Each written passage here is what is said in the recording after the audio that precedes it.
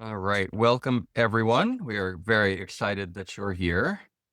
The program today is dial in your ideal client portrait. People get nervous that they're going to limit their options, right? So they're trying to cast a wide net and cast a wide net, and it's so frustrating. And what Nancy and I are going to go through today is kind of the way we work together to help people really dial in who their client is, especially good for people who have a lot of different clients. And I'm really excited. Nancy's done some stuff for my business as well that I'm really excited to share today. Nancy's going to talk for a minute about your ideal client profile. Then I'm going to talk about an abundance of pitches. And then at the end, we'll talk about match your message to your market. Nancy, tell us a little bit about what people get wrong with their ideal client. As is my course, during the week, I usually meet with 5, 6 or more different people, have one-to-ones, Andy. And yesterday I met with someone. And typically the question I always ask is, who is your ideal client? Who's a good referral for you? And it's interesting the answers I get because it usually displays the fact that most of us fail to dial in the answer. And so this particular woman said she'd given the person a name, Judy, and she told me this was the average American woman, 40 years plus, who was stuck in life. Does anyone come to mind? That's the problem, Andy, with these vague descriptions. We think that, when she said, oh, the average American mom who's over 40, she thought that she was giving a good description, but actually it was not. So, who is an ideal client? An ideal client needs to be more than an age, a gender, a socioeconomic class, a geography. Even an occupation is insufficient. Andy, we need to drill down and put into focus some key concepts, some words that will immediately trigger in the mind of the receiver who that could possibly be. And so, in contrast, yesterday afternoon, I also talked with another fellow, and he was extremely specific. So specific, Andy, that today, this morning, I made 3 introductions for him because I knew exactly the people who would be ideal referrals for him. We all know at least 250 or more people in our network, but unless we give the keywords, the clues, I can't figure that out and open up my mind to a vague description. Hence, we've got to dial in, got to focus on that ideal client portrait. And Nancy, why do people struggle? Like, why do you think people struggle to dial this in? Like, why do people resist being specific about who they're looking for? Of course, the biggest answer is the FOMO, fear of missing out. All of us have multiple skills, tasks. Many of us have multiple degrees. We know we can help people with many different issues. And hence, it's very hard, Andy, to select one because we are afraid that if I only tell you about this one thing, that you will forget me and you won't know that I do all these other wonderful things. So it's that fear of missing out that makes us cast a very broad net. And instead of being sharply in focus, we make the lens very blurry. Right. I spend a lot of time with this too, right? I mean, being the elevator pitch coach, I'm actually a business coach, but I get so much more work for all the areas of my work as an elevator pitch coach that Nancy and I are definitely on the same page with this, that when you can actually lock in who you're looking for, it really, I tell people all the time, just try it because once you're starting the conversation with the right people, once you get that going, it's really amazing how it goes. So I want And to talk and that. if I could also Yep. interject one more idea that I think people will really want to know about, and that is it's cost effective. When you know exactly who you're trying to reach, now your marketing it can go directly towards that message and it will land and you will attract the right people. So you'll get more bang for your buck in terms of your marketing resources, whether it's money you're spending or your time and effort, or of course your elevator speech, which is what all of us need to be equipped to say what it is we do and for whom we do it. Exactly.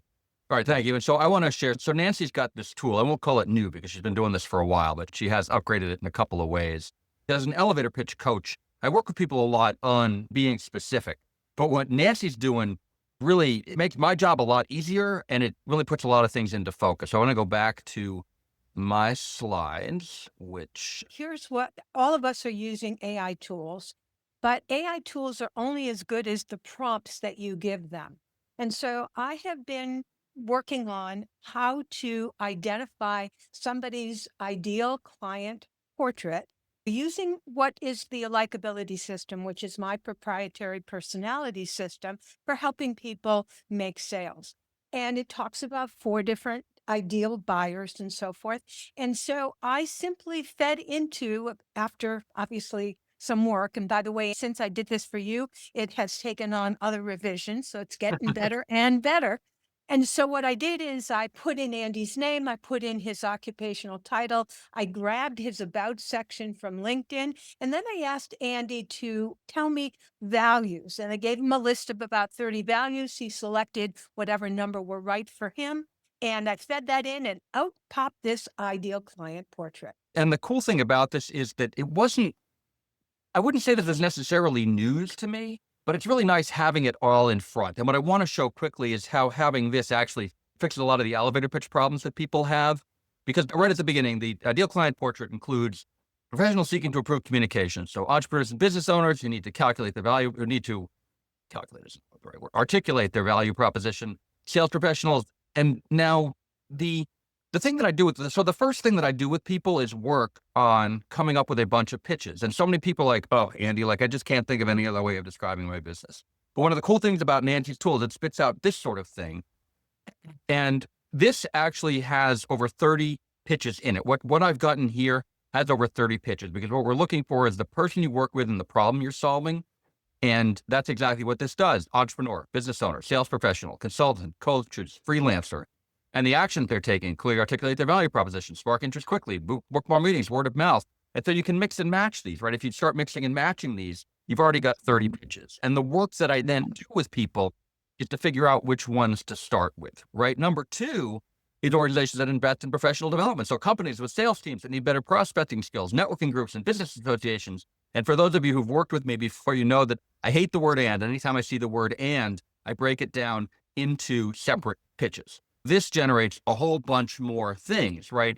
Companies with sales teams may not be looking for word of mouth stuff. I mean, they might be, but it's the kind of thing when you make all these, when you put all these together, you come up with a bunch that might make sense and might not make sense. But again, the work that I do and the work that Nancy and I actually work on together is coming up with this ideal client portrait and then turning that into messaging that actually resonates with them, right? It turns it into what resonates with them. And I wanted to show you. So this is brilliant. For those of you who are trying to figure out your elevator pitch, this is brilliant. What Andy has just showed you is how you can take who you serve and the actions that they're seeking, the benefit that you're offering, and again, how you can mix and match and get multiple ways to express what you do that's interesting, sparks interest, and gets people to pay attention. All right. So I wanted to show you quickly what my ICP actually looks like. So up at the top here, this is what I just showed you on the slide. Professionals seeking to improve communication, organizations that invest. There's a couple of other things, individuals in career transition, which I don't do as much. I have done that, but I don't do that as much anymore. And again, this didn't come, Nancy just came up with this from like my LinkedIn profile and a couple of words that I gave her, right? I mean, there's no deep thinking here. It's really brilliant what she's doing in terms of helping identify this. And it goes on. Like we talk about the psychographics, whether they're mindset and motivations, where pain points, the behavioral traits. And again, I look at this and none of it's like, oh my goodness, I didn't know that was true. But somehow having it there helps. Like what are their behavioral traits, their values? They like to collaborate, they like perseverance. And then she goes into her likability system and all the different stuff. And so it's a really rich thing. And the nice thing about it is once you've got this, your marketing's solved, right? I mean, if you want to be making content, you know exactly what kind of content you want to create. If you want to be reaching out to people, you know exactly which people to reach out to. And the cool part about it too is that the whole thing itself can be a little bit overwhelming, but of course that's what Nancy and I do. We kind of help make sense of it and help turn it into a plan. And so, Nancy, anything you wanted to add? Was talking to someone earlier this morning. It's months that this person's been working on this issue, and this does it in minutes. It's really, but it's the kind of thing for me, like everyone talks about their ideal client portrait. And from my point of view, it's really that very simple groups of people and problems you solve. Like that's how it comes down. But again, having Nancy's tool behind it really makes sure that you're aligned, like the whole thing is making sense. And so what Nancy and I wanted to share, to the reason we're doing this today is that we have a program. We're doing a program on April 29th, a match your message to your market. And there are a couple of really exciting things we're doing. We're going to spend the first half hour or so. Nancy's going to talk a little bit about the ideal client portrait and where that comes from in her likability system. I'm going to talk a little bit about the pitch and how the pitch fits in with her likability system and how you can get the pitch going. And then we are going to do this live with 4 people who we're putting in what we call the hot seat. You'd be in the hot seat. We spend 15 minutes with you, and Nancy's going to ask you, she asks you to come up with a few, she gives you a list of words, and you kind of match it. She tells you how to match it. You figure out which words are yours. She plugs it into her thing, comes out with a client profile. We'll come up with pitches and pick a few for you. We're going to do all that in 15 minutes. And I think we were going to do a follow-up as well, Nancy, right? We're going to Yes. follow up with the folks Mhm. who wanted to be in the hot seat. And so again, we're only doing this for half an hour today because it just doesn't take that long, right? And I love telling the story about the real estate agent who came to me and she was doing my power hour, the 1 hour, 30-second pitch. And she was like, look, she said, I'm really excited about this because I've been working on my pitch for 11 years and I just don't see how we're going to make any progress in an hour. And it's so exciting for me now that we can do some really interesting stuff in 15 minutes. And so we're looking for folks to join the hot seat. There's 4 available for this thing on the 29th. And the other thing we're doing is front row seat because there's value in watching other people, right? So the front row seat program, you get a 15-minute it's the trainings we talked about, plus you get a front row to watch the hot seats, right? To get a sense of how this works and to watch us actually put the ICP together and talk to them and really kind of help people match their message to the market, right? Once you know who your ideal client is, as Nancy said, then you know the words you want to say, you know the types of things you're talking about. The ideal client profile gives you words that they're expecting to hear. So it's a really easy way of getting that all set up. And so while you're doing that, Andy, I want to suggest that there are 3 people that really should pay attention. First of all, it's that person who's been struggling for years to get their pitch, and they know that they don't have it dialed in. And guess what? Stop the struggle. This is going to help you solve that problem right away. Secondly, that person who's new, and I saw a few of you who are relatively new to networking, save yourself that learning curve. Get this dialed in right away, and you will be off to the races and have a fruitful, profitable business more quickly. The last person that comes to mind, Andy, is the person who's pivoting. Maybe you're adding a new service or a new part of your business, and hence you want to, again, dial in and pinpoint your message so that people now know, here it is. This is my new offering. Yeah, great, Nancy. The link is in the chat box and the QR code will take you to that same link. What we're doing is Nancy and I sell this. We sell it as kind of a private coaching thing with the 2 of us. It's 2 coaches, 1 session kind of thing. And we charge $750 for that. The hot seat is $495. So we're giving a discount on that if you want to be part of the hot seat thing. And the front row seats are $99. If you're not ready to be in the hot seat yet, but kind of want to see what it's all about, that is a good option as well.